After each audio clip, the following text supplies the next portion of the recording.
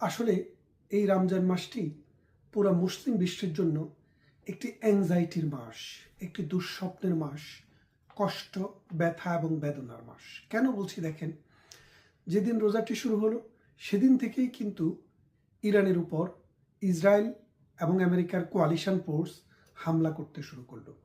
তো ইরানের দোষটা কি? ইরানের দোষ হচ্ছে ইসরায়েল ইরানকে ভয় করে। ইরানের দোষ হচ্ছে অন্যান্য মধ্যপ্রাচ্যের দেশগুলো যখন মাথা নত করে আমেরিকাকে প্রভু মনে করে, ইরান সেটা মনে করে না। অন্যান্য মধ্যপ্রাচ্যের যে দেশগুলো ইসরায়েলকে গুরু মনে করে স্বীকৃতি দেওয়ার জন্য উন্মুখ হয়ে বসে আছে, সেখানে ইরান ইসরায়েলকে সহ্যই করতে পারে না। এবং ইসরায়েল মনে করে যত দিন যাবে ইরান তত শক্তিশালী হবে, পারমাণবিক অস্ত্রের শক্তিশালী পারমাণবিক অস্ত্র উৎপাদনকারী দেশ হবে। তখন ইরানের সাথে ইসরায়েলের মতো এই ছোট একটি দেশ কোনোভাবেই কুলিয়ে উঠতে পারবে না। এই ভয়ে ইরানকে ধ্বংস করতে চায়। হরিণের মাংস খুব সুস্বাদু, সেই জন্য বনের মাংস খেকো যত প্রাণী আছে সবারই প্রথম টার্গেট হচ্ছে হরিণ, এবং মানুষেরও প্রথম টার্গেট হচ্ছে হরিণ। কারণ হরিণের দোষ একটাই, কারণ তার মাংসটি সুস্বাদু। তো ইরানেরও কিন্তু ঠিক একই অবস্থা।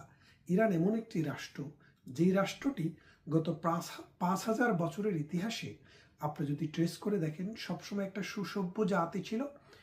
পৃথিবীর বড় বড় শক্তি, আপনি যদি বলেন রোমান সভ্যতা, আপনি যদি বলেন গ্রিক সভ্যতা, অথবা আপনি যদি বলেন অটোমান এম্পায়ার, অথবা ব্রিটিশরা যখন পুরো পৃথিবী জয় করে ফেলছে, সেই ব্রিটিশরা তারাও কিন্তু ইরানকে দখল করতে, জয় করতে বা বসে আনতে পারেনি। তাদের যে শৌর্য, তাদের যে বীর্য, তাদের যে গাম্ভীর্য, তাদের যে ঐতিহ্য, ইতিহাস, এবং আপনি যদি একটু খেয়াল করে দেখেন এই মধ্যপ্রাচ্যের যে মরুভূমি, এই শুরু করেন আপনি এই মাথা থেকে আফগানিস্তানের পর থেকে শুরু করে একদম টার্কি পর্যন্ত, বসফরাস প্রণালী পর্যন্ত, হরমুজ প্রণালী, গালফ উপসাগর, এই পুরা অঞ্চলটাতে যে কটি রাষ্ট্র রয়েছে, এই সবকটি রাষ্ট্রের মধ্যে যত বড় বড় জ্ঞানী গুণী মানুষের নাম শোনেন, তাদের বেশিরভাগই কিন্তু ইরানে জন্ম। আপনারা কবি হাফিজের নাম শুনেছেন। কবি হাফিজের জন্মভূমি এই ইরান। পারস্যের বিখ্যাত কবি শেখ সাদির নাম শোনেনি, বাংলাদেশে এরকম কোনো মানুষ আছে কিনা আমি জানি না, সেই শেখ সাদির জন্ম কিন্তু ইরান। মাওলানা জালালউদ্দিন রুমি, তার নাম শুনেননি, এরকম মানুষের সংখ্যা খুবই রেয়ার। তিনিও জন্মগ্রহণ করেছেন ইরানে।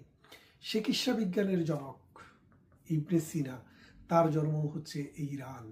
রুবাইয়াতে উমর খৈয়াম, বড় বড় জ্ঞানী গুণী দার্শনিক শাস্ত্রের মানুষরা এই সাহিত্যটি পড়েননি, খুব কমই আছেন।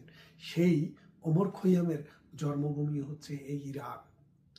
তাই আপনি যদি আরও একটি আরব বড়জনীর দেশ, পাক ভারত উপমহাদেশ সহ পুরো পৃথিবীর মানুষের পাঠ্য, সেই শাহনামার আবুল কাসেম ফেরদাউসি, তার বাড়িও ইরান। এই ইরান সাহিত্য, সংস্কৃতি, ঐতিহ্য, সভ্যতা সব কিছুর একটি লীলাভূমি। আরবরা ইরানকে ইসলাম ধর্ম দিতে পেরেছে, কিন্তু তারা তাদের ধর্মকে, ইসলাম ধর্মকে তারা তাদের মতো করে পালন করে। আরব অথবা অন্যান্য সুন্নি দেশের মতো নয়। তাদের দেশে মাওলানা বললে হওয়া যায় না। তাদের দেশে ওয়াজ করতে মাওলানা হতে হলে তার ফিকা শাস্ত্রে, কোরআন শাস্ত্রে, হাদিস শাস্ত্রে শুধু পড়াশোনা থাকলেই হয় না, দার্শনিক চিন্তা চেতনার লেভেল পর্যন্ত তাদের থাকতে হয়। সে ইরানকে সৌদি আরব, বাহরাইন, কুয়েত, কাতার, ওমান, আবুধাবি কখনো সহজভাবে নিতে পারেনি। তার কারণও একটাই, কারণ তারা জ্ঞানী, তারা গুণী, তারা ঐতিহ্যবাহী, এবং তারা বীর যোদ্ধার দেশ। তা এখন এই ইরানের উপরে ভর করেছে আমেরিকা। আপনি যদি একটা জিনিস খেয়াল করেন, ইরানকে ধ্বংস করতে এসে আমেরিকা শুধু ইরানকেই ধ্বংস করছে না, এখন বোমা পড়ছে দুবাইতে। আপনি জানেন যে দুবাই ড্রিম, দুবাই ড্রিম নামে পশ্চিম ইউরোপে, পূর্ব ইউরোপে একটা কথা চালু আছে। সবাই ড্রিম করে যে দুবাইতে যায় থাকবে, দুবাইতে একটা বাড়ি কিনবে।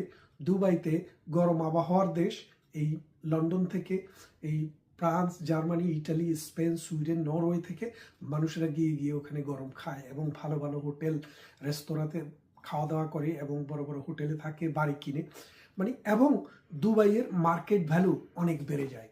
তো সেই দুবাই এখন মুহুর্মুহু করে আপনার বোমা পড়ছে, ধ্বংস হয়ে যাচ্ছে দুবাই, যেটা মুসলমানদের নতুন গজিয়ে ওঠা নগরী, সেই দুবাই ধ্বংস হয়ে যাচ্ছে। আপনারা জানেন কাতার, যেই কাতার পুরো ওয়ার্ল্ডের মধ্যে টপ 3টা ধনী দেশের মধ্যে একটা ধনী দেশ, সেই কাতারে বোমা পড়ছে প্রতি ক্ষণে ক্ষণে। আপনারা জানেন কুয়েত, মুসলমান দেশের মধ্যে সবচাইতে ধনী দেশের একটি, সেই কুয়েতে ঘন্টায় ঘন্টায় বোমারু বিমান উড়ে যাচ্ছে, বোমা পড়ছে। এবং সৌদি আরব, মুসলমানদের পবিত্র ভূমি, সেখানেও তেল শোধনাগারে, বিমানবন্দরে, হোটেলে বোমা পড়ছে আমেরিকার ঘাঁটির উপরে বোমা। তারপর ওমান উপসাগরীয় এই দেশটি, এটার মধ্যেও পড়ছে বোমা। বাহরাইন ছোট্ট একটি দেশ, সেটার উপরেও পড়ছে বোমা, পড়ছে ইরাকের উপরে বোমা। তাহলে আপনি দেখেন আমেরিকাতে ইরানের কোনো ক্ষেপণাস্ত্র ওখান পর্যন্ত হামলা করতে পারে না, ইরানের কোনো বিমান আমেরিকার উপরে উড়ে গিয়ে বোমা হামলা করতে পারে না। আপনারা দেখেছেন দ্বিতীয় বিশ্বযুদ্ধের সময়ে পুরা বিশ্বের নানা প্রান্তে যুদ্ধ হয়েছে, কিন্তু আমেরিকার উপরে কোনো গোলাবর্ষণ, বোমাবর্ষণ কিছুই হয়নি। কারণ ইউরোপ কেন্দ্রিক যে যুদ্ধটি শুরু হয়েছে, এটা এশিয়া আফ্রিকাতে ছড়িয়ে পড়লেও আমেরিকা পর্যন্ত যেতে পারেনি। আমেরিকা কিন্তু তার অ্যাডভান্টেজটা নিয়েছে। ঠিক এখনো যে যুদ্ধ হচ্ছে, যুদ্ধের কেন্দ্রবিন্দু আমেরিকা, কিন্তু আমেরিকাতে একটি বোমাও ফুটেনি, একটি গোলাও পড়েনি, একটি হেলিকপ্টার, একটি উড়োজাহাজ, একটি যুদ্ধ বিমান, কোনো কিছুই গিয়ে আমেরিকার উপরে আঘাত করেনি, করার কোনো সামর্থ্য কারো নেই। তাহলে যুদ্ধটি হচ্ছে এই মুসলিম বিশ্বে। শুধু তো ইরান ধ্বংস হচ্ছে না, ধ্বংস হয়ে যাচ্ছে পুরো মুসলিম বিশ্ব। এই মুসলিম বিশ্বের যে অর্থনৈতিক বুনিয়াদ, এই বুনিয়াদের ভিত্তি হচ্ছে তেল। এই তেলের বিভিন্ন খনিতে আক্রমণ হচ্ছে। ভবিষ্যতে যেটা হবে, ইরানকে নিঃশেষ করে দিবে। ইরানকে নিঃশেষ করার পর আমেরিকা এই আরব ভূমিকে পুরাটার না হোক বেশিরভাগ অংশই ইসরায়েল রাষ্ট্রের করতলগত করে দিবে। তার মানে মুসলিম বিশ্ব, আপনারা দেখেন মুসলিম বিজ্ঞানী যারা, মুসলিম গুণী যারা, তারা কিন্তু অনবরত বলছিল যে ইসলাম ভিত্তিক রাষ্ট্রসমূহকে এই আধুনিক বিশ্বে টিকে থাকতে হলে জারফুক দিয়ে টিকে থাকতে পারবে না। অমুক দোয়া পড়লে আপনার গায়ে বলা মুসিবত লাগবে না, তমুক দোয়া যদি আপনি রেগুলার পড়েন তাহলে আপনার গায়ে বোমা পড়বে না। এইসব চিন্তা চেতনা থেকে বেরিয়ে এসে সত্যিকারে বিজ্ঞানভিত্তিক দুনিয়াতে, বিজ্ঞানভিত্তিক পড়াশোনায় তারা কিন্তু মনোনিবেশ এখনো করেনি।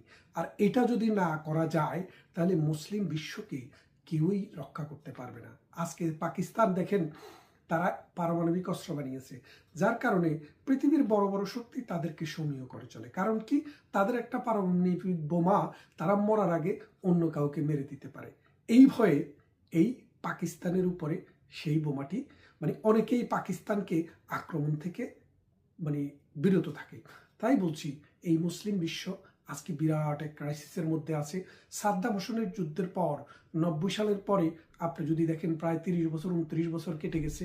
এই 29 বছর 30 বছরেও আপনি বাংলাদেশের দিকে দেখেন, পাকিস্তান দেখেন, আফগানিস্তান দেখেন, অথবা ইন্দোনেশিয়া দেখেন, সোমালিয়া দেখেন, ওইসব রাষ্ট্রে মানুষ দান করে শুধু মসজিদে, মক্তবে, মাদ্রাসায়।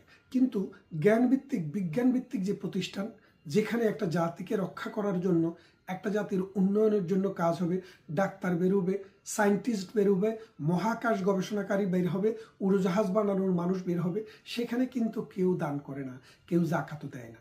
মুসলমান বিশ্বের এই চিন্তা চেতনা যদি বদল না হয়, যত দিন যাবে পৃথিবী থেকে মুসলমানকে নিচ্ছিন্ন করে দেওয়ার জন্য ওই বিপরীত শক্তিরা আরো শক্তিশালী হবে। এখনই সময়, এখনই চিন্তা করার সময়। জ্ঞানভিত্তিক সমাজ গড়তে হবে, ধর্মভিত্তিক সমাজ নয়, জ্ঞানভিত্তিক। ধর্ম থাকবে, ধর্ম হচ্ছে কমন হেরিটেজ অফ ম্যানকাইন্ড। প্রত্যেকটা মানুষ তার নিজস্ব চিন্তা চেতনা থেকে তার ধর্ম সে পালন করে, তার পারজাগতিক চিন্তা চেতনা থেকে সে ধর্ম পালন করে, তার আধ্যাত্মিক চেতনা, তার হৃদয়ের ক্ষুধা মেটানোর জন্য সে তার ধর্মচর্চা করে। এই ধর্মচর্চা আপনি বলুন আর না বলুন, মানুষ কিন্তু তার ধর্মের ভিতরেই থাকবে।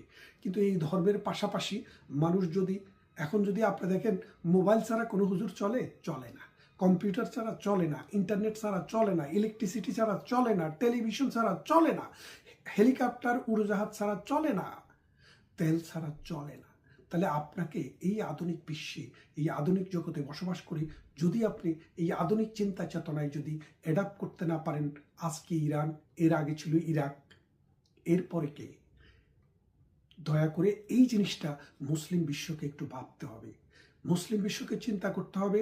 এই যে পশ্চিমার সে আমেরিকা থেকে বোমারু বিমান এসে এই ইরান, তেহরান, তেব্রিজ, সিরাজ এইরকম বড় বড় শহরে পড়ছে, ধূলিসাৎ করে দিচ্ছে এই মধ্যপ্রাচ্যের এই ইরান দেশটিকে। আমরা হয়তো অনেকেই বলছি আমেরিকা পরাজিত হবে।